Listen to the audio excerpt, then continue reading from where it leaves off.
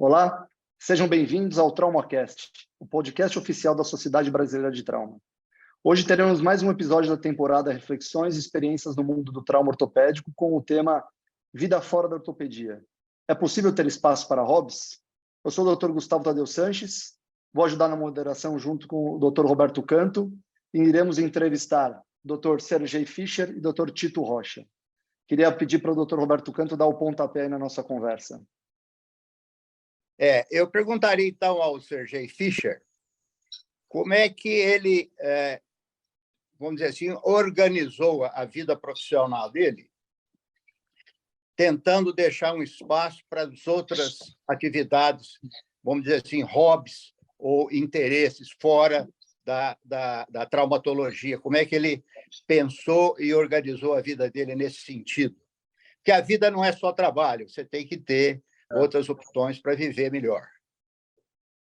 Então, Canto, eu acho que isso aí é uma coisa que foi mudando, na verdade, com o passar do tempo, porque a gente tem mudança na vida profissional também. Então, tinha uma época que eu dava mais plantão, depois mais consultório, depois voltei a dar mais plantão, menos consultório, e assim foi.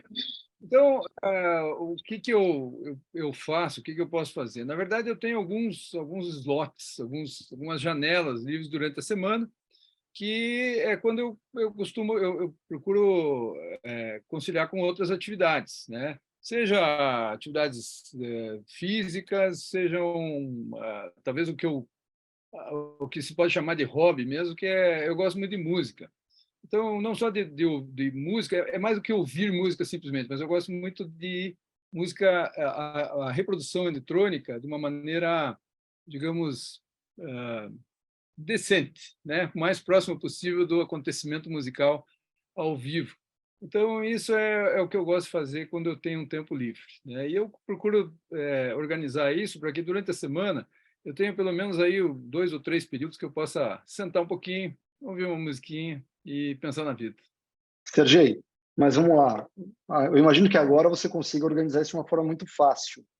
Mas e no começo? A gente sabe que a gente fez uma área cirúrgica, durante o nosso aperfeiçoamento exige uma dedicação bem grande, horas extensas no centro cirúrgico. Você sempre teve esses períodos para o seu hobby? Como que foi isso no começo? Olha, eu diria que assim, existe um período na sua vida que é um período negro, né, que chama-se residência médica, né? Na verdade, eu diria para vocês que eu não fiz residência, eu fiz um plantão que durou 3 anos. Foi basicamente isso. E nem férias eu tinha direito, né, na época. E aí, nessa época, realmente era mais difícil. Mas, mesmo assim, eu sempre tinha uma coleção de bolachões, né, são os LPs. Então, ainda que não fosse com a frequência que eu gostaria, uma hora ou outra, um fim de semana, eu conseguia colocar em dia rever a minha coleção, ouvir um disco predileto, eventualmente uma visitinha ao meu fornecedor, uma loja de discos que existe, é um vendedor independente de discos aqui de Curitiba, que ele sobrevive a todas as intempéries e lojas e internets, etc. Ele continua lá, né? Já sou cliente dele há uns 40 anos, eu acho. E então ainda conseguia fazer essa visita. Era mais difícil, claro, nessa época, no início, você tem os seus compromissos são mais variáveis, né? E com o passar do tempo, você vai conseguindo, digamos, organizar isso um pouco melhor. E também aí o que acontece é que você também começa a ter um pouco mais de recurso para investir um pouco mais nesse seu hobby, nesse seu sonho. E aí as coisas vão casando perfeitamente, né? Então, eu acho que hoje talvez tenha menos quantidade, mas com mais qualidade. Sergei, eu sou testemunha ocular da história e eu me lembro, assim, há muitos anos, até tentei correr com você lá em Curitiba e quase que eu não aguento chegar ao final. E você sempre tentou também manter o seu esporte físico, principalmente as corridas, ao longo da sua vida. Eu me lembro, às vezes, de levantar de madrugada aí para correr, não é isso? Sim, isso sim. Isso é uma atividade, para mim, extremamente prazerosa, e eu vou te dizer, Canto, que as melhores lembranças que eu tenho das viagens, porque a gente viaja normalmente a trabalho, né? A viagem unicamente recreativa é muito difícil, né? Ainda hoje, todos nós somos muito ativos. Então, eu diria para você que as melhores lembranças que eu tenho são justamente das corridas. Então, seja onde você estiver, você precisa de um par de tênis, um calção e é isso. E sai para a rua, né? Então, algumas coisas que ficam gravadas na memória, né? O amanhecer em determinado lugar, o trajeto que você faz, isso te dá são as grandes lembranças que a gente traz. Então, a corrida sempre foi um hobby, sempre foi uma atividade muito prazerosa. A coisa de uns 2 anos atrás, eu tive que parar de correr por um tempo, porque não estou ficando mais jovem, infelizmente, e a idade cobra lá tem lá suas cobranças, né? Então, por uma questão de dor no joelho, artrose mesmo, eu tive que ir diminuindo, até parei de correr durante um tempo, mas agora voltei a correr. Não com a mesma intensidade, mas eu voltei a correr. Então, isso é uma coisa muito, muito interessante, muito gostosa, né? E há que se ter motivação, né, para manter isso aí, né? Porque tudo conspira contra, às vezes. Você fala, plantão, cirurgia, etc. Mas se não mantiver a motivação, o que você me fala? O que você fez para manter a motivação para continuar fazendo exercício físico? Olha, Conto, eu acho que a grande motivação é o bem-estar que isso te confere, né? Quando eu saio para correr pela manhã, as pessoas dizem, pô, mas você não fica com sono, você vai acordar uma hora antes, né? Seria uma hora mais de sono. Pelo contrário, é aquele dia que eu estou energizado, né? É o que acontece nos nossos cursos AO, né? Então, o curso é mais planejado, você está no hotel, então você tem horário para começar. Então, às 6 da manhã eu já estou na rua, eu estou correndo. E aquela corrida, né, aquilo é uma coisa que me deixa ligadaço assim, o dia todo. Eu tenho muito mais energia do que nos dias em que eu não faço exercício. Você sabe, né? Você como nadador de grande performance, você sabe exatamente do que eu estou falando, né? Na verdade, nós somos viciados em endorfina. Você tocou num ponto importantíssimo. O pessoal fala, pô, mas levantar de madrugada para nadar, mas depois eu passo um dia muito mais prazeroso, porque parece que você energiza as suas atividades mesmo. Então, eu acho que isso aí é um feedback positivo que, quando você atinge, é difícil de parar. Com certeza. Cantor, me diz uma coisa, você continua competindo, cara? Você continua competindo na natação como atleta máximo? Eu estive aí no Rio agora, há 3 semanas, no Fluminense, no Campeonato Brasileiro. E ganhei 4 medalhas de campeão nacional e o nosso revezamento, que os cariocas montaram comigo, ficamos em primeiro lugar do mundo no revezamento 320 anos. Sensacional, hein, cara? Você soma 74 vezes, 47, 28. São 4 pessoas de 70 anos, é isso? 4 de 70 anos. E ficamos chamado Top 10. Eu não publiquei no grupo nosso porque...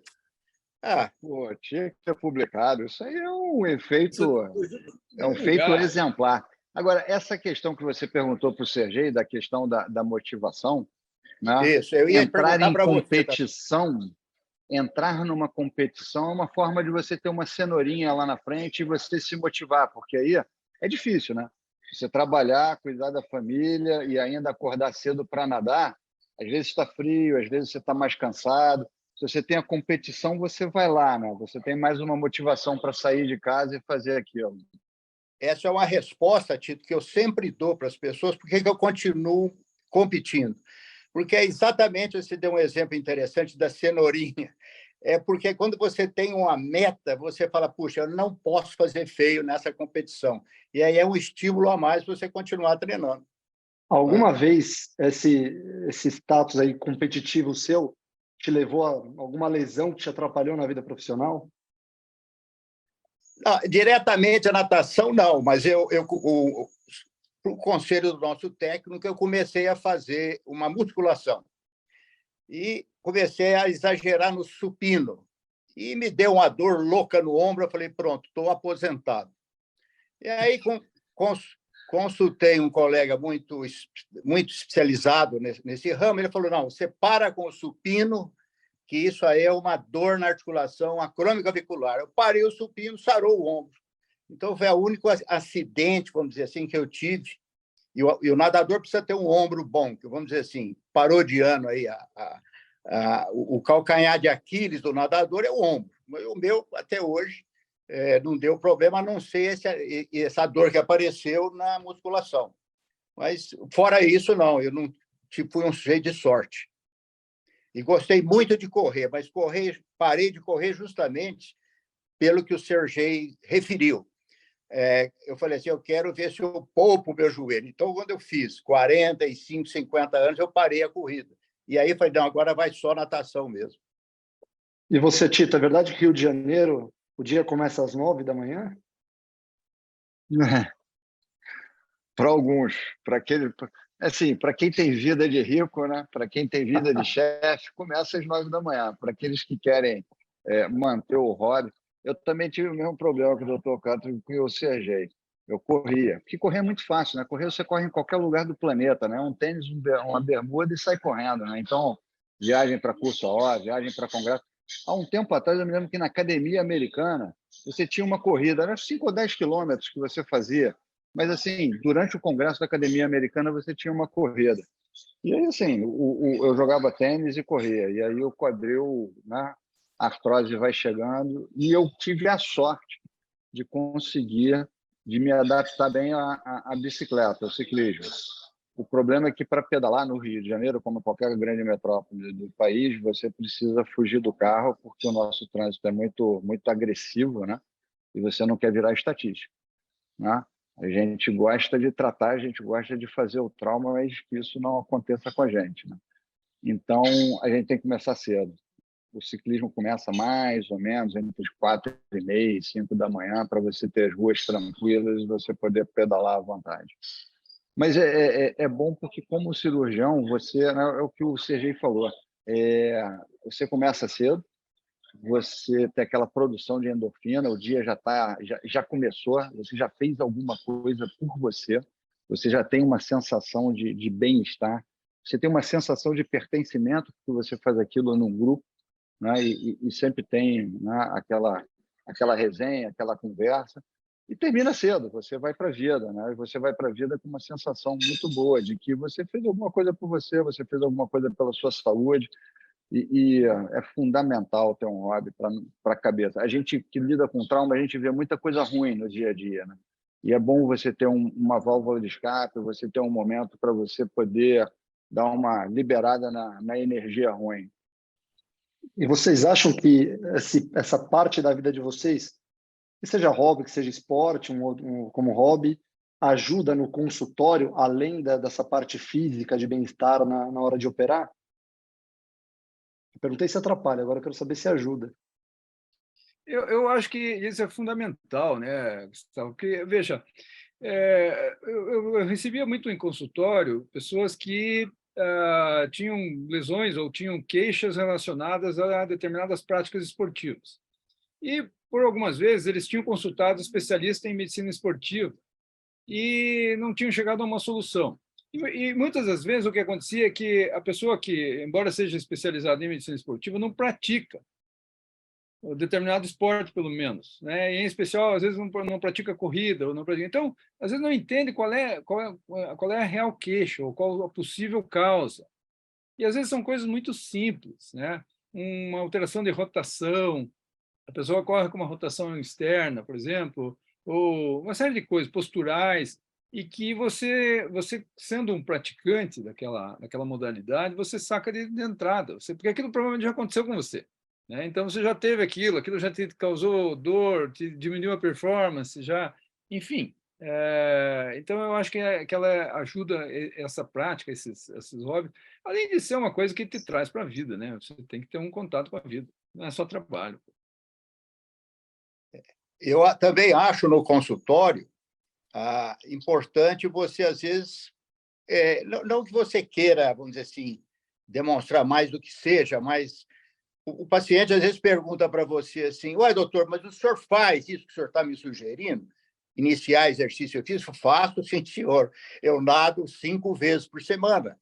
Então, vamos dizer assim, às vezes esse exemplo que você dá para o paciente é um exemplo reforçado de uma mudança de vida, porque como nós sabemos, principalmente na parte de ortopedia, o sedentarismo está na base de uma porção de problemas. E quando você mostra que você, mesmo tendo que trabalhar como médico, é capaz de fazer um condicionamento físico, de manter um condicionamento físico, o paciente, vamos dizer assim, fica mais estimulado a essa mudança de vida que você aconselhou a ele. Gustavo, acho que a gente vive num mundo meio transicional, né, cara? A gente não muito, né, não há muito tempo atrás, a gente via como uma coisa meio dogmática da medicina o repouso, né? A pessoa tinha que fazer repouso, né? O repouso curava tudo, né? E a gente, como traumatólogo, a gente quer justamente o contrário. A gente quer que a pessoa volte e volte rápido a sua atividade, né? Assim, e a gente faz uma coisa que cura, né? Você tem uma lesão traumática, você trata a lesão traumática e a pessoa volta para o mesmo nível que ela tinha antes, né? Então, assim, o movimento é vida para a gente, né? E nesse mundo que as pessoas estão cada vez vivendo mais, as pessoas estão muito estressadas, eu acho que a atividade física, quando você tem um hobby, esse hobby é atividade física, e você demonstra que você faz, você sente aquilo, você quer transmitir para o seu paciente, como o Canto falou, como o CG falou, eu acho que isso é uma coisa muito, muito benéfica, ajuda muito no consultório, né? Como o médico tem uma posição de liderança na sociedade, né? E a partir do momento que você exerce essa liderança de uma forma a ser um exemplo, né? Então, assim, é um exemplo, uma pessoa, né? Como o Dr. Roberto Canto, que aos 70 anos está nadando, está fazendo competição, está curtindo, né? Né? Melhorando o seu tempo, né? No pedal, na bicicleta, eu olho para o lado e, assim, eu não vejo muita gente da minha idade. Aos 55 anos, eu sou, assim, do meu grupo ali, eu sou meio old school, mas eu vejo que as pessoas me têm como um exemplo. Assim, pô, quando eu tiver a idade dele, eu quero estar fazendo que nem ele. Eu quero estar me exercitando, eu quero estar buscando a saúde, e isso muda a tua vida, né? De uma forma assim, você passa a descansar mais, você passa a se alimentar melhor, você passa a fazer musculação, né, doutor Roberto Carlos? Faz o exercício de força ali para dar uma... Né, porque você sabe, né, a partir de uma certa idade começa a vir a sarcopenia. Então, todos esses assuntos, você começa até a estudar melhor o assunto, né? Começa a estudar um pouquinho mais sobre nutrição, você está usando isso em você e você tem a possibilidade de usar também nos seus pacientes.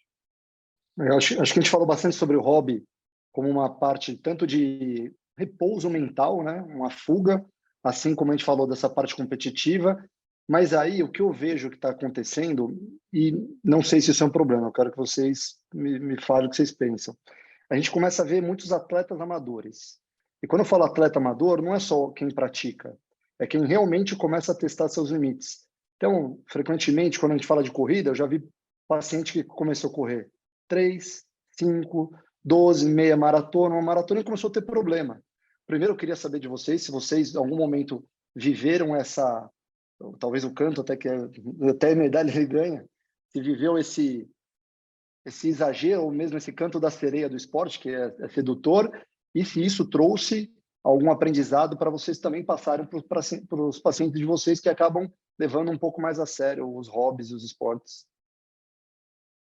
Eu acho que assim, isso a gente vive muito no consultório, o indivíduo que ele chega com a seguinte queixa: eu comecei a correr e comecei a ter dor. E quando você começa a analisar a performance do indivíduo, ele é um indivíduo sedentário e que, de repente, começa a correr 2, 3, 4 quilômetros, vamos dizer assim, para uma estrutura ósseo-muscular que não estava preparada para aquilo. Então, um conselho que eu sempre dou no consultório, quando o indivíduo quer mudar de vida, iniciar o exercício físico, é justamente começar gradativamente, de acordo com a capacidade, e acrescentando, vamos dizer assim, aumentando as suas atividades físicas, de acordo com o próprio organismo. Porque realmente eu concordo com você. A gente vê muito o chamado erro de treinamento, né? O indivíduo sai que nem um louco, sem ter estrutura para aguentar aquele impacto que ele vai, vamos dizer assim, impingir no seu sistema ósseo muscular. Então, nada como o bom senso e, vamos dizer assim, uma orientação, às vezes até profissional, de como começar da melhor forma possível o exercício físico. Eu não sei o que o Tito e o Sergei pensam disso, mas eu vejo muito isso. O indivíduo, às vezes, estraga, às vezes, uma articulação porque não foi bem orientado de como fazê-lo. Perfeitamente. Eu acho que isso é extremamente importante, né? É deixar claro para o paciente que isso tem que ser uma coisa gradativa. A outra coisa é que as pessoas têm que conhecer seus limites, né? Eu já fui seduzido por esse canto da sereia, né? Então o sonho de correr uma maratona. Por 2 vezes eu entrei em overtraining. Chegou um momento que eu tinha uma canelite que era um negócio absurdo, assim, eu tive que parar de correr por 5 meses. Numa outra ocasião, eu estava treinando também, exagerei um pouco no treino, fazia um pouco mais do que deveria. E o que aconteceu foi que eu tinha uma fascite plantar que também, em algum momento, me tirou da possibilidade de continuar esse treinamento. Então, assim, eu cheguei à conclusão que eu não tenho essa característica biológica que me permita correr uma maratona, né? Talvez uma meia maratona, etc. Isso já fiz essa distância. Talvez, eu falando especificamente da minha experiência, talvez com um treinamento mais adequado, com um técnico, etc., e preparador físico, etc., com toda uma entourage, fosse possível. Mas aí já é um pouco mais difícil, até por essas limitações que a gente já comentou sobre vida profissional. Para o paciente, né, ou para aquela pessoa do consultório que te pede o que você recomenda um início de uma atividade física, eu sempre coloco que é muito importante essa gradatividade. E recomendo, inclusive, que procure, desde o início, alguma pessoa, um profissional qualificado para que faça isso gradativamente. Senão é bem isso que você colocou, né? A pessoa sai correndo feito maluco e aí não vai dar certo. Né? Já teve alguma lesão, Tito? Mudou para a bicicleta justamente para se livrar dos Não, eu mudei para a problemas? bicicleta por causa da artrose do quadril e me adaptei bem à bicicleta. Mas eu concordo com o Canto, concordo com o Sergei. Você tem que ter, né, o paciente que, às vezes, ele está muito afoito, né? E aí ele quer, né, fazer um pouquinho mais do que ele aguenta. Eu sempre aconselho a procurar algum profissional de educação física, algum educador físico, que possa passar um treino e, às vezes, ver a pessoa correndo, ver a pessoa pedalando. Porque, assim, conforme a gente vai, né, conforme o tempo vai passando, a gente vai se adaptando a ele, né? Uma coisa que acontece muito é que o nosso tempo de recuperação das lesões começa a aumentar. A gente começa a ter uma recuperação, não só, né, entre um treino e outro, mas também se você se machuca, você precisa de mais tempo para se recuperar. Então, o The Aging Athlete, né, aquele cara que vai envelhecendo, fazendo atividade física, na longevidade, ele tem que ser um pouquinho mais conservador, tem que ter um pouquinho mais de cuidado. Se ele se machucar, ele vai demorar um pouquinho mais a voltar. Então, sempre oriento os pacientes a serem um pouquinho mais conservadores, não tentar correr atrás do tempo perdido, né? Vai correndo, mas vai correndo, né? Vê um tênis que seja adequado, pede para alguém dar uma olhada como você está correndo. Às vezes você consegue, né, fazer um educativo e melhorar um pouco a cinemática daquela corrida. A bicicleta tem muito questão de tamanho, né? Tem muita questão de você encaixar a bicicleta no paciente. Então, assim, é sempre bom ter um profissional te orientando para, né, as lesões não se agravarem e não aparecerem. E a gente até começou falando de um hobby não esportivo, né? Que foi o Sergei falando em relação à música. E eu, particularmente, obviamente, eu gosto de esporte, eu faço meu boxe, minha musculação, mas meu hobby, pelo menos o que eu mais gosto é o vinho. Eu sou do time do Jorge e do Tramontini. Vocês têm outro hobby que não seja o esporte? Sergei, eu sei que tem, mas talvez um outro. E se isso é importante, porque, obviamente, o esporte ele é muito bom, principalmente para a parte física, mas a gente não precisa também só depender dele, né? Eu queria ouvir se vocês têm ou recomendam algum outro hobby. Bom, eu também gosto muito de música, tenho uma coleção imensa, gosto muito de música clássica e leitura, né? Eu tenho assim uma verdadeira paixão por livros. Dá para perceber, viu, doutor? Atrás do senhor tem diversos argumentos. Mas então eu leio muito, assim, não tanto quanto eu gostaria, mas música e leitura é o meu outro hobby. Vamos ouvir aí o Tito, se Eu ele acho tem... que não, eu acho que é fundamental. Eu curto um bom vinho. Agora eu estou numa fase de cervejeira, né? Eu gosto muito de viajar. Eu gosto muito de viajar. E a bicicleta facilita isso. A minha esposa pedala e a gente já fez algumas viagens pedalando. A gente já foi para as Dolomitas, para a Itália, pedalando. A gente já foi para Girona, na Espanha, pedalando. A gente tem uma viagem para Toscana agora, pedalando, né? Então, a gente vai associar o vinho e o pedal, né? E a viagem que dá para dar uma recarga na bateria. Eu sou Primeiro assim, vinho ou primeiro nas pedal? viagens... Não, a gente pedala para poder beber mais vinho, entendeu? A gente dá aquela pedalada, dá aquela queimada e aí pode ter Inverter é mais a perigoso, tampa. hein? Inverter pode ser É, perigoso. só assim, é pena que a gente não pode ficar muito tempo longe, né, do consultório, né? Porque como profissional liberal, né, se não estiver sentado ali com a bola de cristal ligada, a gente não tem, né? A gente não tem um encano. Mas eu tento sempre assim fazer viagens curtas, né? Então no início do ano a gente viajou, viagem da família, férias, aí vamos esquiar, né? Aí num segundo momento viaja e vai para o vinho e para o pedal, né? Então a gente vai tentando dar aquela recarga na bateria que a gente precisa, né? Pelo menos uma vez sair por ano, fazer uma viagem, uma vez por semestre, fazer uma viagem bacana. E você, Sergei, além da música, você toca algum instrumento também ou só ouve bons Não, músicos? na verdade, também foi uma constatação que eu não tenho talento algum, né? Eu até estudei piano durante muito tempo, mas deixo isso àqueles que foram agraciados com talento, né? Então, mas o que eu gosto mesmo é música. O vinho, eu só procuro acompanhar e acabei aprendendo muito de vinho com vocês, né? Com os Jorges, principalmente, né? O Tramontini e o Jorge Santos Silva.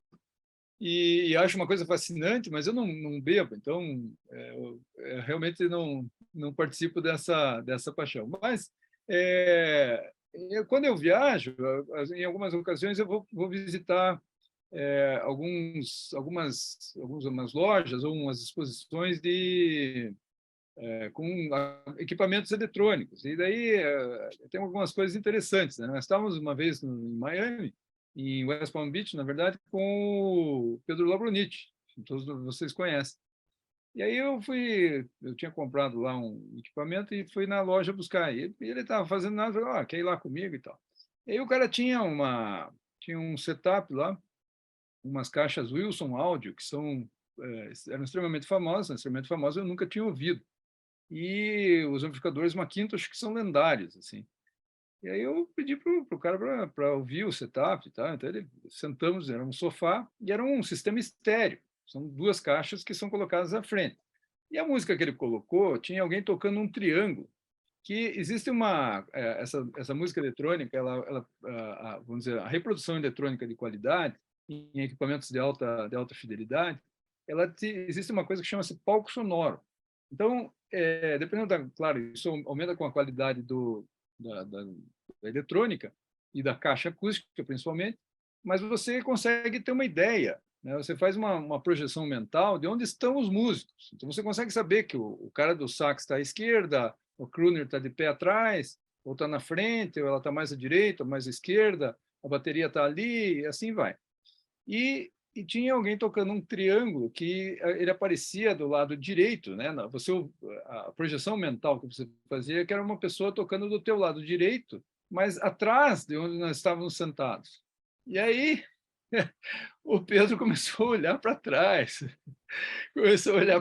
para procurar onde é que estava o cara batendo o chimbal. E ele olhava disfarçadamente, daqui a pouco ele virou para trás, para olhar onde é que estava o cara, né? E não O era só uma Labrunich? projeção de uma audição estéreo, né? Então isso foi uma coisa muito interessante. Então isso é uma das coisas que me fascina, né? Digamos, nessa reprodução eletrônica. Fantástico. Eu queria fazer uma última pergunta e, na verdade, eu queria fazer que essa pergunta fosse um pouco até de uma recomendação. Sabemos que não dá para voltar no tempo.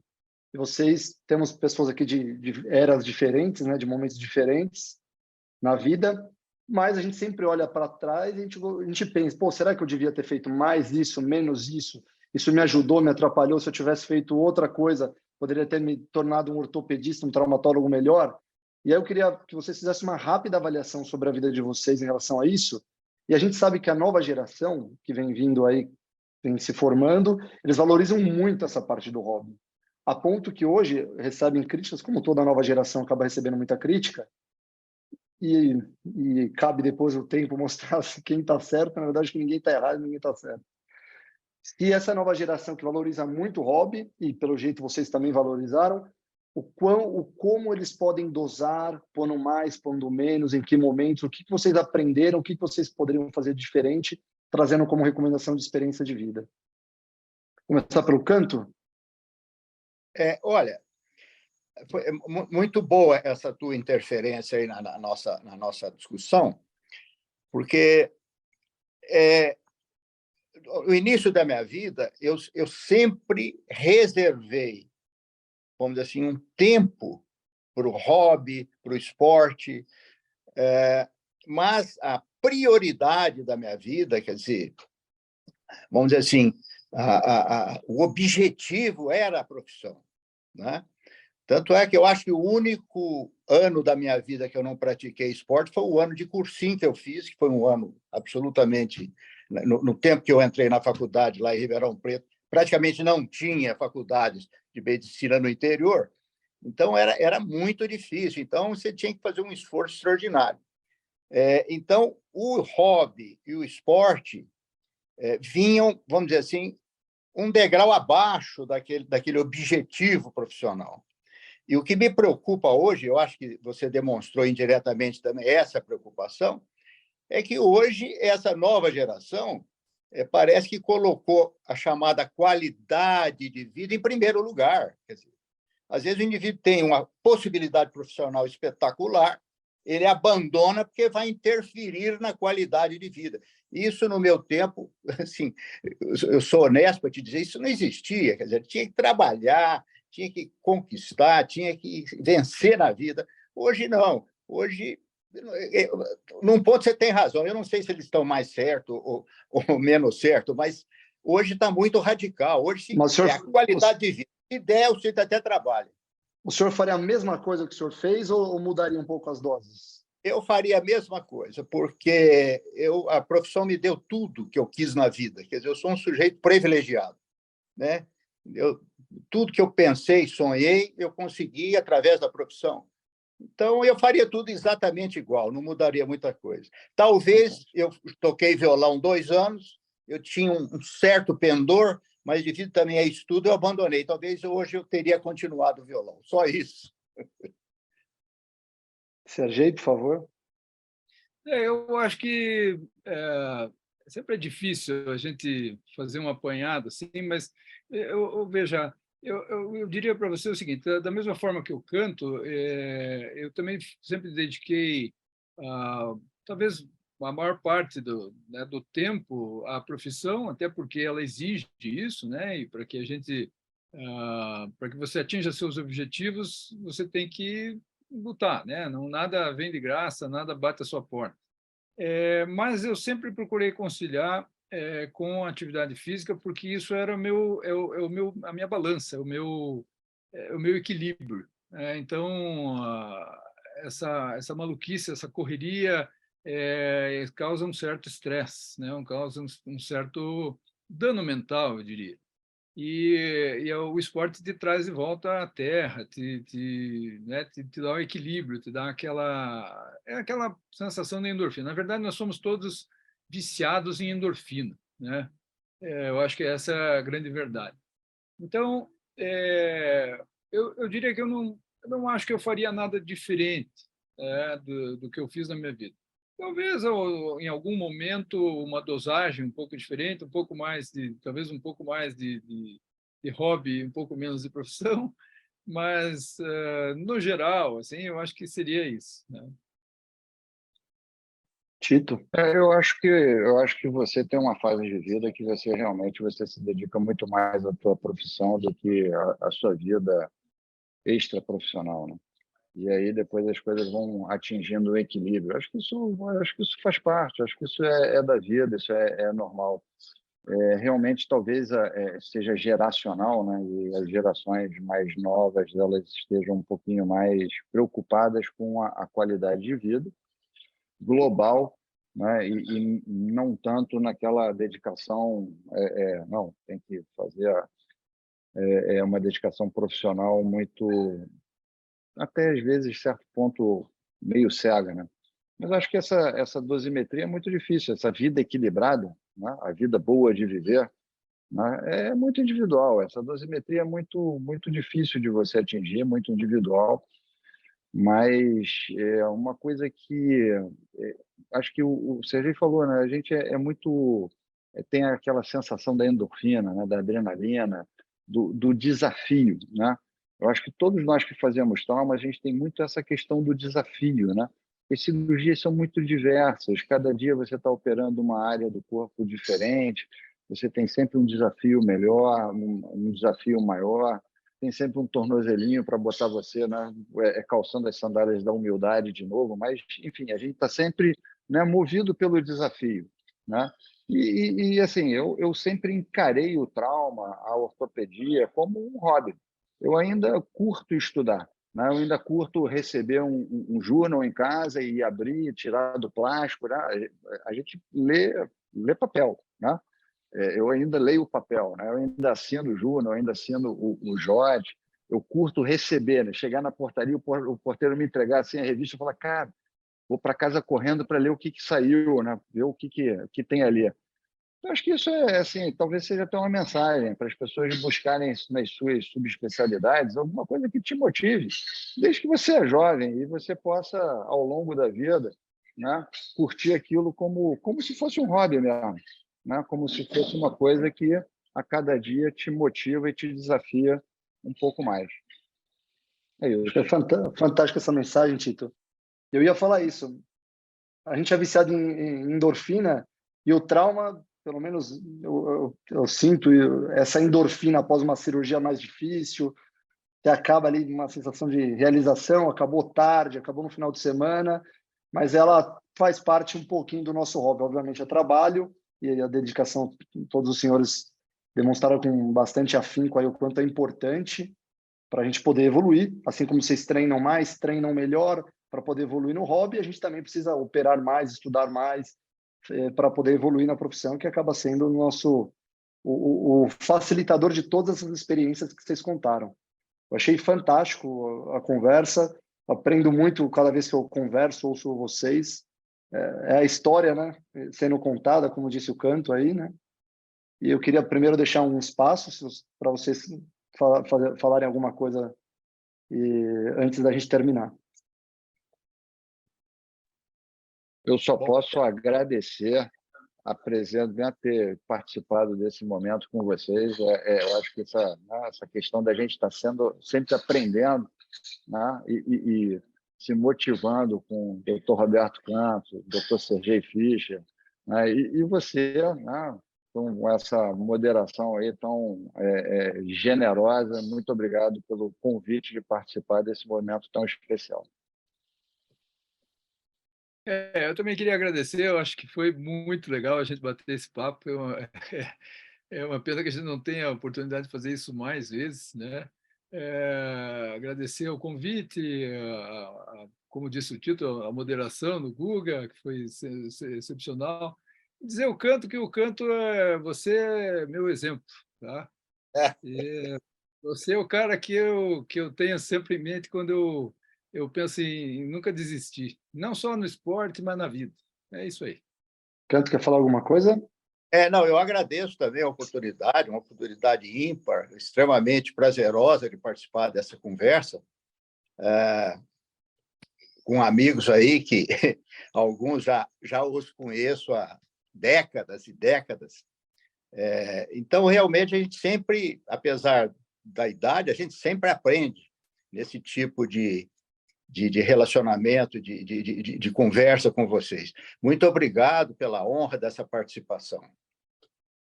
Maravilha. Queria agradecer ao professor Canto, Sergei e Tito. Você acabou de ouvir mais um episódio do TraumaCast, o podcast oficial da Sociedade Brasileira de Trauma. Todas as temporadas e edições estarão disponíveis nas principais plataformas de streaming. Nos encontramos no próximo episódio. Até lá!